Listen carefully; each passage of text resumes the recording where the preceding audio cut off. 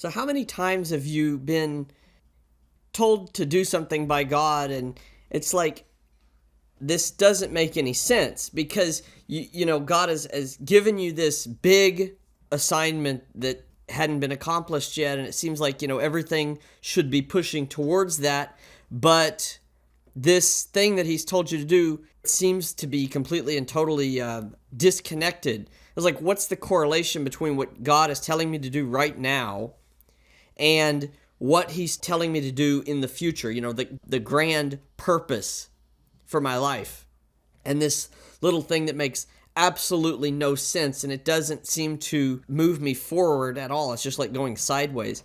And what God is going to show us here through this kind of strange story in 2 Kings, he's showing us that nothing is separated from what he's called us to do, that nothing is just kind of off to the side random. It all pulls forward in some way, whether we see it or not.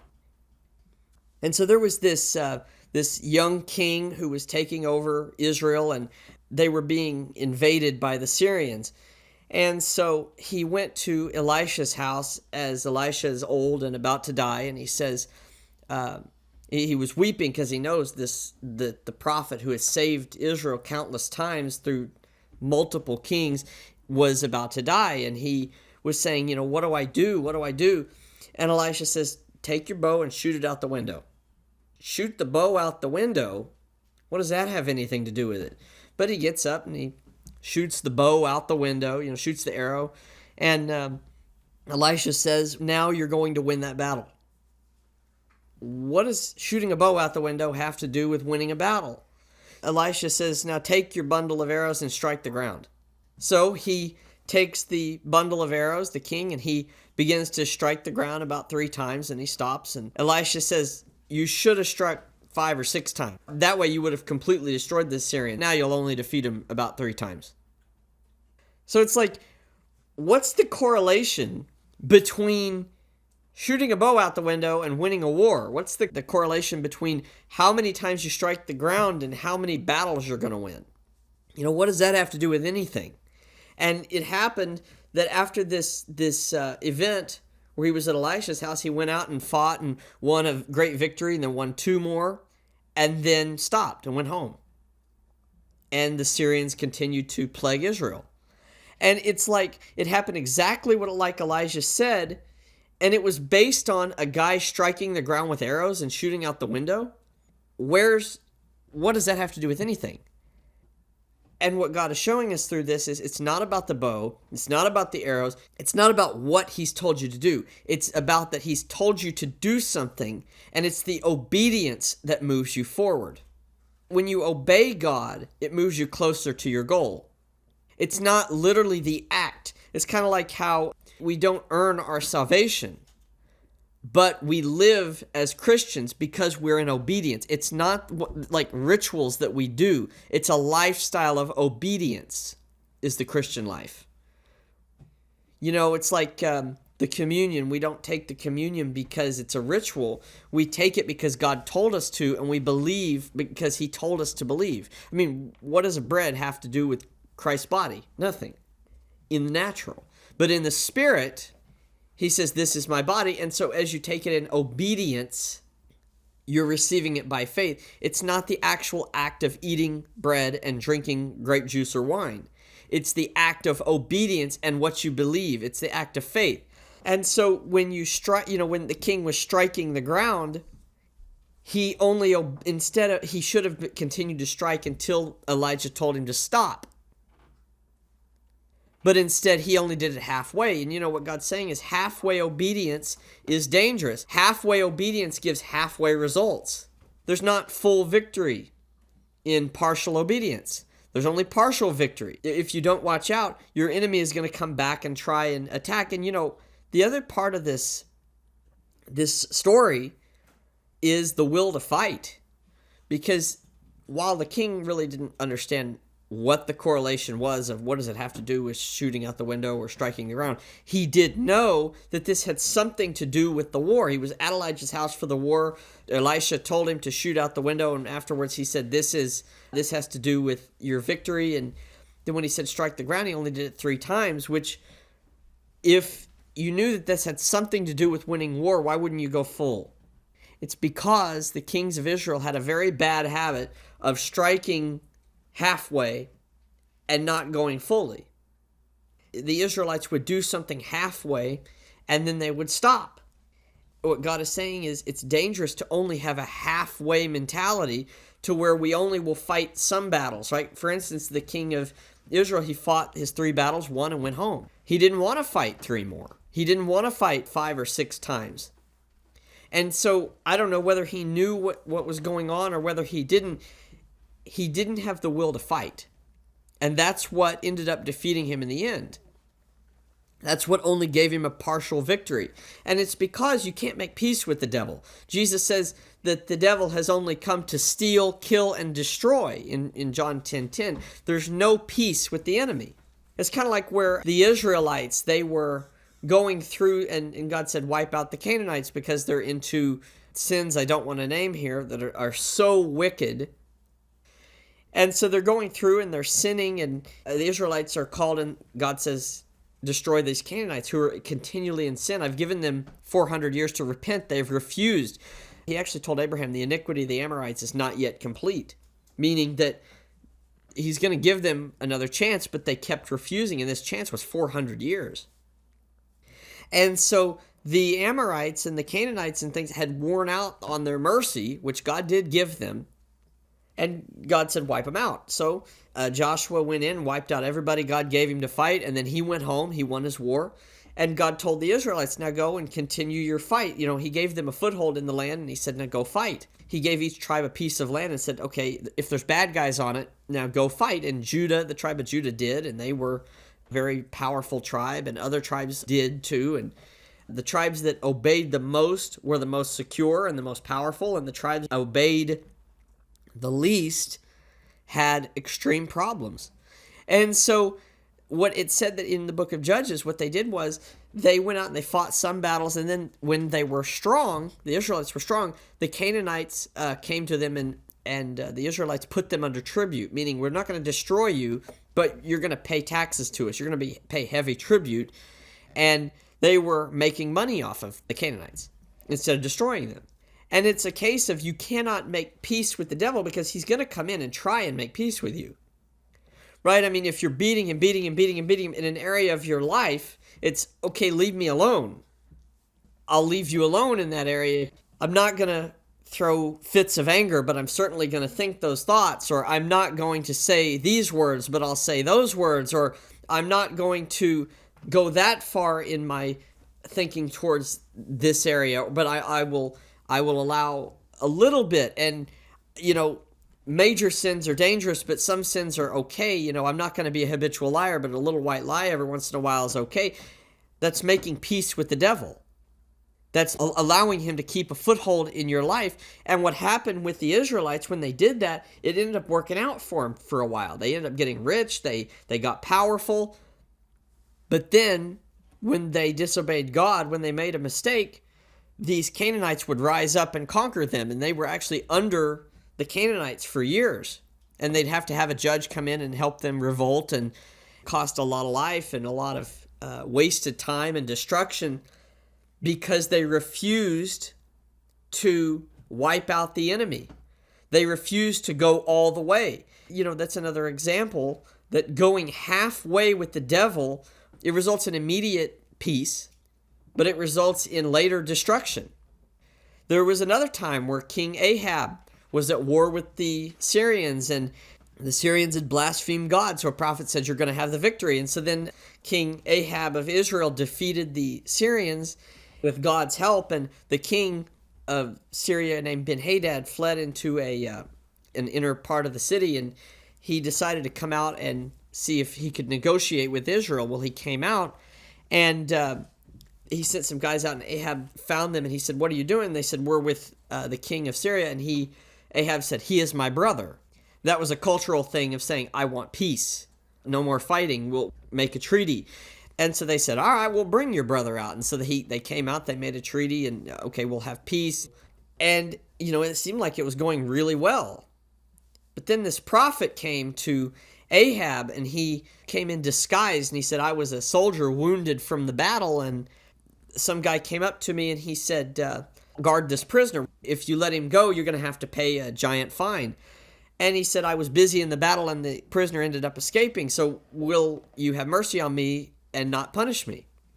And Ahab said, well, you're going to pay the punishment that you deserve because you let the prisoner escape. So then the prophet undoes his bandage and reveals to him that he's a prophet. And he says, that was a parable, and you, out of your own mouth, you're bringing in judgment because you let slip away a man who God has appointed to utter destruction. You see, there's enemies in your life that God has appointed for utter destruction, that God has said, I want you to completely destroy the devil in that area of your life. I want you to completely wipe out that kind of sin. And if you let him slip away, you'll have some peace, but you'll end in destruction. You see, Ahab had peace for a time, and then 2 chapters down the road, he was in the battle with the Syrians, and they killed him. The same king that he let slip away led the army that killed Ahab. It's like there's no negotiation with Satan, whether it be in your own life or whether it be in your calling. When God has given you a battle to fight, there's no peace until there's total victory. It's like with the king who was striking the ground, but not enough. He was going halfway, and God said, fine, you'll get a halfway victory. But I've intended you to have a full victory. I've intended for complete victory. I'm here. I'm working through you, God's saying. Think of like the heroes of the past that we remember, like Joshua and David and Moses. They didn't just go halfway. It's like Pharaoh offered Moses, I'll give you, I'll let you guys go out and sacrifice in the wilderness, but you have to come back. So he would have gotten a halfway victory, and that, they could have fled and whatever. But Moses said, no, our wives, our children, our flocks, our herds, we're taking everything we have out of this land, and you are going to let us. And because he didn't surrender, because he didn't negotiate with the devil, in this case Pharaoh, God ended up giving him total victory. Now, it took a lot longer. It took a lot of plagues. It took putting blood on your doorpost, and it took, walking across the Red Sea, and it took being pursued. But in the end, there was total victory, and God told Moses to tell the Israelites, the Egyptians that you see today, you will never see again. Egypt wasn't a problem for Israel until the days of Solomon's son, which was like, I want to say 500 something years later, until Egypt rose again. And even that was, Israel was in sin, and that's why Egypt had the ability to rise again. But Egypt left them alone for 500 years, and you know how close Israel and Egypt are. They're just one small desert away. When you go for total victory, when you follow God all the way, he gives you total victory. When you follow God halfway, the enemy will give you peace for a time, but then destroy you in the end. It's like even the parable of the sower that Jesus told, where he had the 4 kinds of ground. There was the hard ground that the seed didn't even go into. There was the slightly softer ground, but it was still hard. It only allowed the seed to go in partially, and it couldn't root, and it ended up being scorched because the ground was still hard. Then the 3rd and the 4th grounds were good grounds, but one seed was choked and the other yielded a crop 30, 60, 100-fold. What's the difference? The ground, it never said anything about the ground. The problem was the 4th ground had nothing. The 3rd ground had thorns. And it said the thorns grew up and choked the word, so it became unfruitful. And Jesus described the thorns. He said they're the cares of this life, the deceitfulness of riches. They're distractions. You see, if the enemy can't get you to pull off, right? If he can't get you to be like, well, if he can't take away your will to fight, then what he's going to try and do is come in with distractions. He's going to come in with the cares of this life. I mean, look at Samson. He was the most powerfully strong man in the Bible, and he defeated 1,000 men in one day. I mean, David never did that. Joshua never did that. Single-handedly, with just a jawbone of a donkey, with no sword, with no armor, he defeated 1,000 guys. the Spirit of the Lord was on him, and he was a judge of Israel. But instead of destroying the Philistines, he kept dating them. And what actually brought him down was Delilah, right? The Philistines never could defeat him with soldiers and gates and plots and everything else they had tried. But they found Delilah, who Samson was with, and they said, we can't get to him, but you can. And the army who tried to destroy him ended up using Samson's girlfriend. They used lust to destroy him. Not swords, not bows, not armor, not shields, not gates, no plot. Nothing could destroy him except his own lust. And it ended up that Samson had his eyes gouged out. He was tied to a chain for 2 years, and he was in torment. And the Philistines would bring him out to torment him and to taunt him. And eventually he brought down the temple on the Philistines and killed him, but he ended up dying himself. Right? It was a sacrifice, but he shouldn't have died. Right? I mean, I often think of, like, when I'm reading the Bible, what would the Bible look like if the heroes or even some of the ones that we don't really think of much would have done what God had told them to do? What would have happened had Samson done what he was called to do? I mean, he would have completely destroyed the Philistines, because he was extremely powerful, and men have a huge habit of following a powerful man, and yet he never led. He never led an army in his life. He judged Israel for 20 years, but the only battles he did with the Philistines were himself. He never led an army to defeat them, and he very well could have. I mean, he was a judge. That was their job, was to lead armies. They had 2 jobs. It was basically decide Supreme Court cases and kill bad guys and lead armies. That was their job. Except that Samson, he was deciding cases, but he was also sleeping with the Philistines that he was meant to destroy. He let the enemy inside his gates, inside of his hedge. He allowed the devil an inroad into his life because of a distraction. And distraction is what killed him, not military. And yet he could have completely and totally wiped out the Philistines. I mean, they were only 5 cities. The Israelites were 12 tribes. With a powerful man like Samson leading the army, no one could stop him. And when you're up against an enemy in a battle, it's often how you see it. It's how you view the battle. I mean, that's why, say, you take George Washington could win the Revolutionary War, even though he had a lot fewer men, worse supplies, bad morale because he was losing battles every time. But the difference was that the Americans saw this as a war that had to be fought, and the British just saw this as rebellion. And it was how you saw it. It's how you see your battle that determines whether you're going to win it or not. It's how you see your enemy. Like, think of the 12 spies, right? 10 saw giants, 2 saw victory. And the 10 lost and the 2 won. Because God will reward those who follow him and not be distracted. Samson was seeing distractions. He was allowing the devil to get an inroad in his life through a distraction that he never should have been against. He should have been fighting the Philistines at every turn, raising armies, raiding camps. But instead, he was with the ones he was supposed to destroy. And what God is saying here is, don't be like that. Don't be like Samson, who allowed his enemies to distract him out of his victory. Don't be like the king who didn't strike the ground enough and only went halfway and only got a halfway victory, but ended up Israel continued to be tormented by this enemy.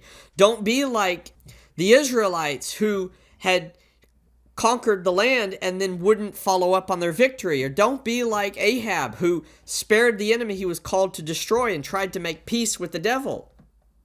All these have the same pattern.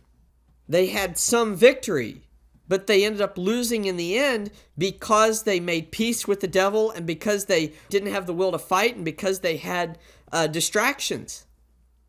If you want to be the good ground, you've got to choke out the thorns before they choke you. If you want to yield 30, 60, 100-fold, you have to destroy the thorns. The ground was the same. The difference was there were thorns. And God is telling us that there's thorns so that we can deal with them before they grow up, that we can choke the enemy before he chokes us. And God is telling us that I have victory for you. In all these stories, he had a plan of not just a one-day victory, but total victory. He had planned for the enemy to be completely destroyed. He intended not just for a temporary peace, but for a lasting peace. But people cheated themselves out of it through distraction and through the loss of will to fight. And so what God is saying is, I can give you the will to fight. You know, if you're struggling with this, like, is this worth it? Think of what Jesus said in the Sermon on the Mount at Matthew 6. He said, don't worry about tomorrow, for tomorrow will worry about its own things. Sufficient for the day is its own trouble. Only fight today's battle. Tomorrow will deal with itself. You can fight tomorrow's battle tomorrow, but fight today's battle today. And you'll have new grace in the morning. Think of God. He said in Lamentations, his mercies are new every morning. Right? And if God renews in the morning, we're made in his image and will renew. Right? I mean, God's grace is what gives us power. Well, think of it like recharging batteries.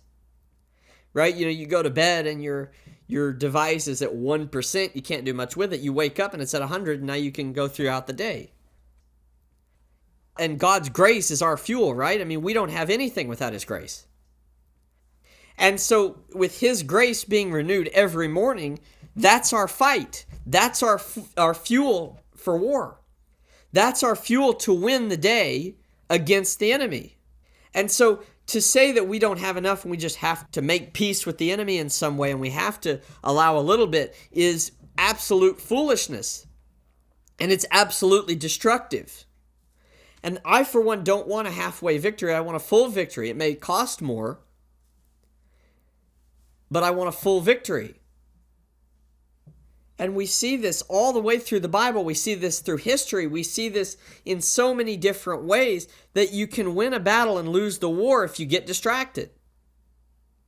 And God is telling us this. He's telling us that there's these thorns. He's telling us that you have to rely on his grace and his strength to fight so that we can have the power to choke off our distractions, and we will have the power to rely on his grace to win this war. And so if you're struggling with God, I don't have enough power. I don't have enough strength. Go back to his grace. Go back to his love for you. Go back to what he's called you to do. Go back to the promise that he's given you. Back to the big picture. Right? Like God told Abraham, I've given you this land. Why, and Abraham went to Egypt. And God's like, get out of there. Get out of that place where you are right now and get back to where you're supposed to be. You're supposed to be winning. You're supposed to be aiming towards your goal. And whether you think it or not, what God has called you to do is aiming towards that goal. And you'll see it in the end, just like striking the ground with arrows. So when God gives you a task, obey him, win the battle that he's given you, and continue to win these battles. Continue to rely on his grace. And he will bring you a total victory in the war that he's given you to win. So Lord God, I thank you that you've given us this warning that there will be thorns that try and grow up in our lives and that the enemy is going to try and take our will to fight. But we thank you that you've given us the solution. You've given us the ability through your grace and your power to choke off the thorns before they choke us. And we thank you that you've given us the strength that comes every morning to win the day. And that as we continue to fight and we continue to win these battles, that you will give us ultimate victory. And we thank you for it. In Jesus' name, amen. We hope you enjoyed listening to this message today. Please be sure to subscribe for more content. See you next week.